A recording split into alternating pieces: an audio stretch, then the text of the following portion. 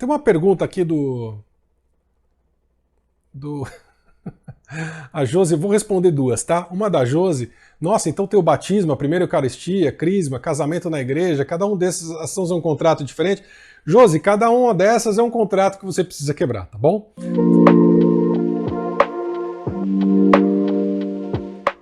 Tá aqui uma pergunta do Facebook agora.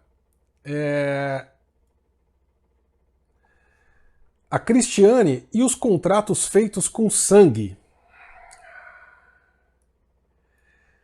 Cristiane,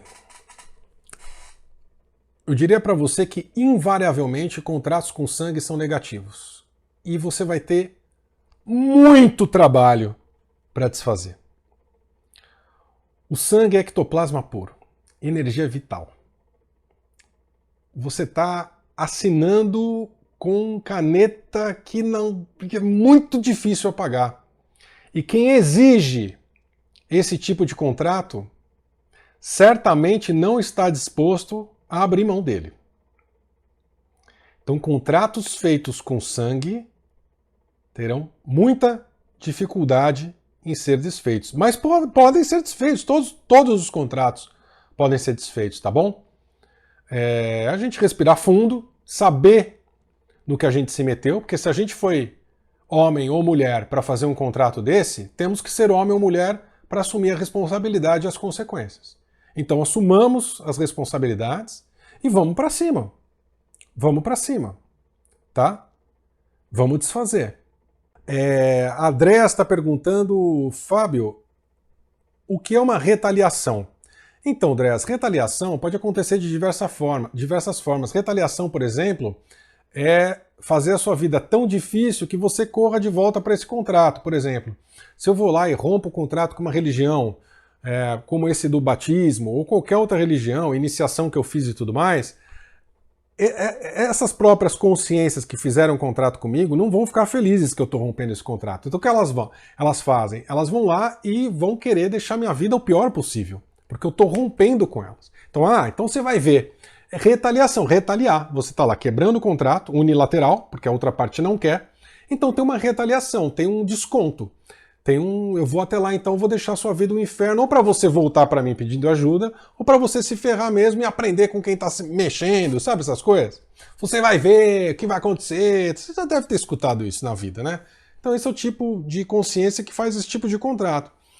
E como a gente assinou, a gente tem que também assumir as responsabilidades, como eu disse na resposta agora há pouco, e dentro dessas responsabilidades, assumir as consequências, seja o que for, e se manter firme, tá bom? Então, o Eduardo está perguntando aí, entre o medo das pessoas, tem muito a ver com o que eu estou falando, né? Como é que faz para lidar? Aí, gente, quanto mais... Quando a gente tem medo, o medo, normalmente, é algo que a gente tem do desconhecido, né? Quando a gente não conhece uma coisa, a gente teme.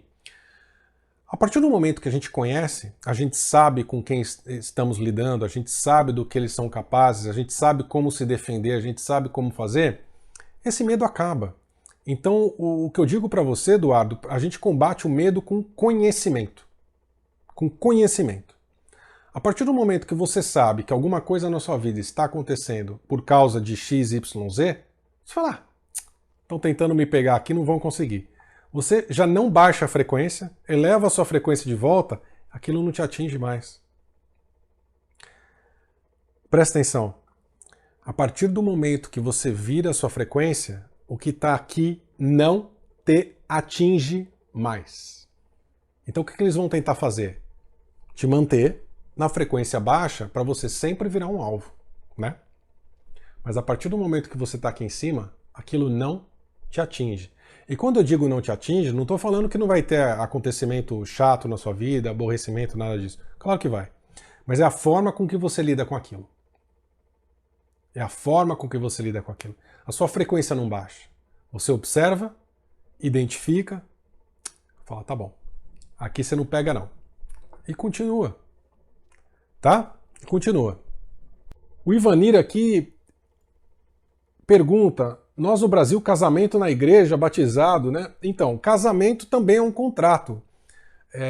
não só um contrato no cartório, quando a gente vai lá e assina, é um contrato com a outra pessoa, mas quando você casa na igreja, é mais um contrato com a igreja, independente da igreja que for, tá? É mais um contrato. A Izzy Adames, Izzy, é bom você estar tocando nesse assunto, porque eu falei isso numa live fechada que eu faço mensalmente com o pessoal do Despertar 2.0. E a Izzy Adames pergunta, a rescisão de contratos com Arcanjo Miguel ajuda?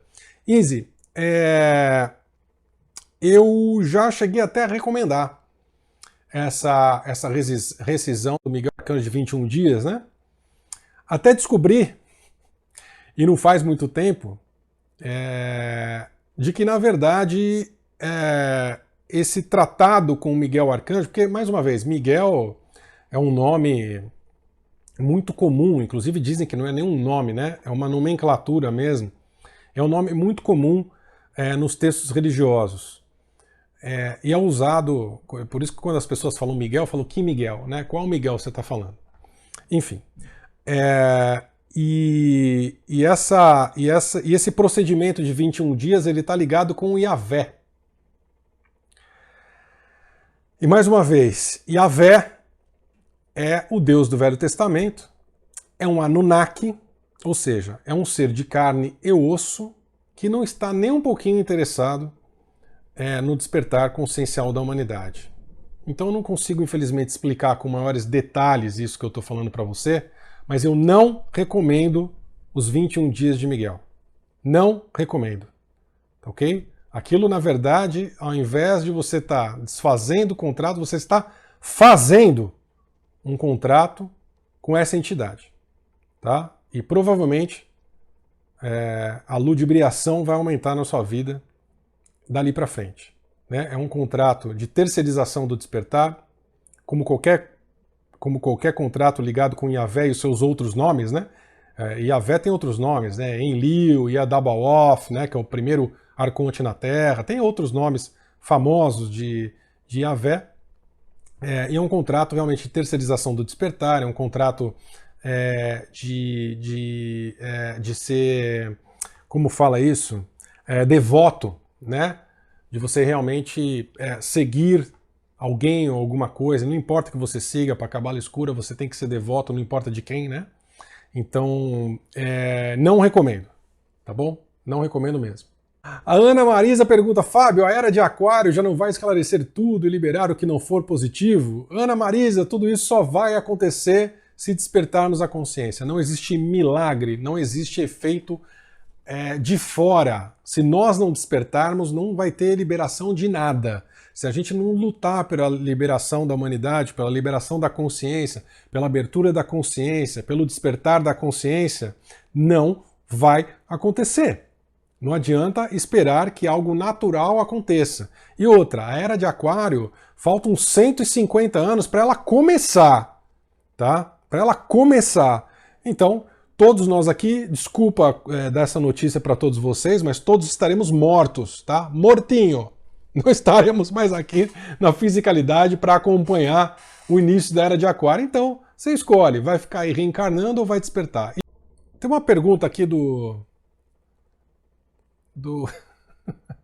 a Josi, eu vou responder duas, tá? Uma da Josi, nossa, então tem o batismo, a primeira Eucaristia, crisma, casamento na igreja, cada um desses são um contrato diferente.